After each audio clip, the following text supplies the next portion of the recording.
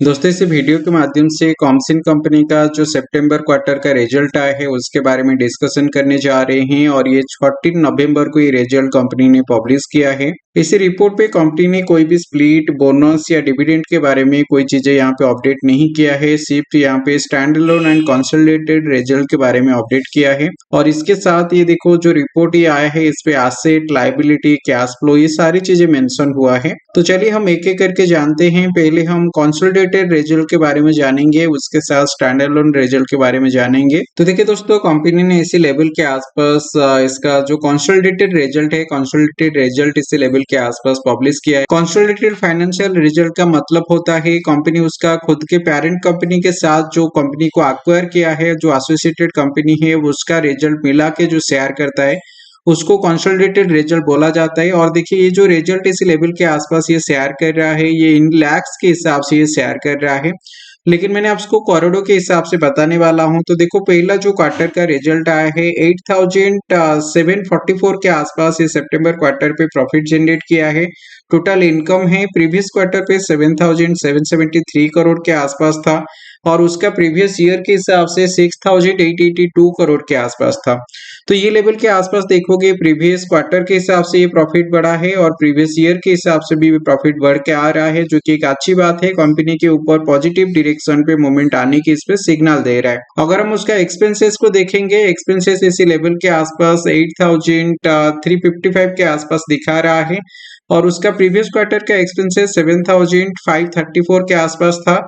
और देखो इसी लेवल के आसपास उसका प्रीवियस ईयर का एक्सपेंसेस 6560 के आसपास था। तो देखो इसका प्रॉफिट तो बढ़ रहा है, उसके साथ ये एक्सपेंसेस भी देखो धीरे धीरे बढ़ रहा है। अगर एक्सपेंसेस इस पे ज्यादा होगा, इसका प्रीवियस ईयर के हिसाब से, क्वार्टरली के हिसाब से एक्सपेंसेस अगर इससे ज्यादा होगा तो ये प्रॉफिट के ऊपर इम्पैक्ट डालता है, क्योंकि प्रॉफिट से एक्सपेंसेस माइनस करने के बाद हमको नेट प्रॉफिट मिलता है। तो नेट प्रॉफिट इस लेवल के आसपास फिर भी सही आ रहा है, 389 करोड़ के आसपास है। प्रीवियस क्वार्टर पे 239 के आसपास था और प्रीवियस ईयर के हिसाब से 322 करोड़ के आसपास था। तो प्रीवियस क्वार्टर के हिसाब से जो एक्सपेंसेस है ये लेवल के आसपास लगभग इस पे 25 to 30% का बढ़ोतरी हमको देखने के लिए मिला है और प्रीवियस ईयर के हिसाब से इस पे हमको ऑलमोस्ट 10 to 15% के आसपास बढ़ोतरी देखने के लिए मिला है, जो स्टॉक के ऊपर पॉजिटिव इंपैक्ट हमको देखने के लिए मिलेगा। स्टॉक ऊपर की तरफ मूवमेंट देना चाहिए। चलिए उसका ईपीएस वैल्यू को एक बार चेक करेंगे। दोस्तों चैनल को सब्सक्राइब करके सपोर्ट जरूर कीजिएगा। और देखिए उसका अगर ईपीएस वैल्यू को देखेंगे, ईपीएस वैल्यू यहाँ पे 0.48 से बढ़कर 0.90 के आसपास आ चुका है। तो कंपनी पे पॉजिटिव मूवमेंट हमको देखने के लिए मिलना चाहिए। चलिए अभी स्टैंडर्ड लोन रिजल्ट के बारे में जानते हैं। देखिए कंपनी ने यहाँ पे जो भी स्टैंडर्ड रिजल्ट इसी लेवल के आसपास शो कर रहा है ये इन लैक्स के हिसाब से शो कर रहा है, लेकिन मैंने आपको करोड़ों के हिसाब से ये बताने वाला हूँ। तो सितंबर क्वार्टर का रिपोर्ट अगर हम देखेंगे 8591 करोड़ के आसपास इसी लेवल के आसपास हमको प्रॉफिट देखने के लिए मिल रहा है। प्रीवियस क्वार्टर पे 7562 के आसपास था और प्रीवियस ईयर के हिसाब से देखेंगे तो 6766 लेवल के आसपास था। तो देखो इसी लेवल के आसपास क्वार्टरली के हिसाब से काफी अच्छा रिटर्न हमको देखने के लिए मिल रहा है, ईयरली के हिसाब से भी काफी अच्छा रिटर्न इस पे हमको देखने के लिए मिल रहा है। चलिए अभी एक्सपेंसेस के बारे में जानते हैं। जो एक्सपेंसेस है ये 8339 के आसपास इसी क्वार्टर पे देखने के लिए मिला है।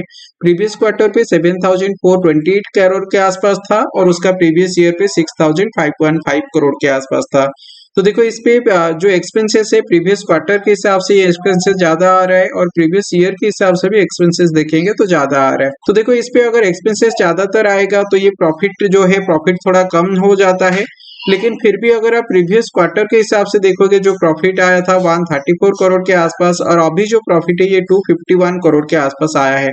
तो ये सिंगल स्टैंड अलोन कंपनी के हिसाब से देखेंगे तो काफी अच्छा रिटर्न माना जाएगा, क्योंकि 60 to 70% के आसपास ये रिटर्न पे हमको बढ़ोतरी देखने के लिए मिला है। और ये लेवल के आसपास अगर आप प्रीवियस ईयर का डाटा को देखेंगे, प्रीवियस ईयर का डाटा के साथ ऑलमोस्ट देखो सेम रिटर्न इसी लेवल के आसपास देखने के लिए मिल रहा है। तो शॉर्ट टर्म के हिसाब से कंपनी के ऊपर से कंपनी का शेयर वैल्यू पे उछाल देखने के लिए मिलना चाहिए। चलिए एक बार उसका ईपीएस वैल्यू को चेक कर लेते हैं। जो ईपीएस वैल्यू इसी लेवल के आसपास हमको देखने के लिए मिल रहा है 0.25 से ईपीएस बढ़कर 0.60 लेवल के आसपास आ चुका है। दोस्तों ये स्टॉक आप कितना होल्ड रखे हो कमेंट सेक्शन पे जरूर बताइएगा।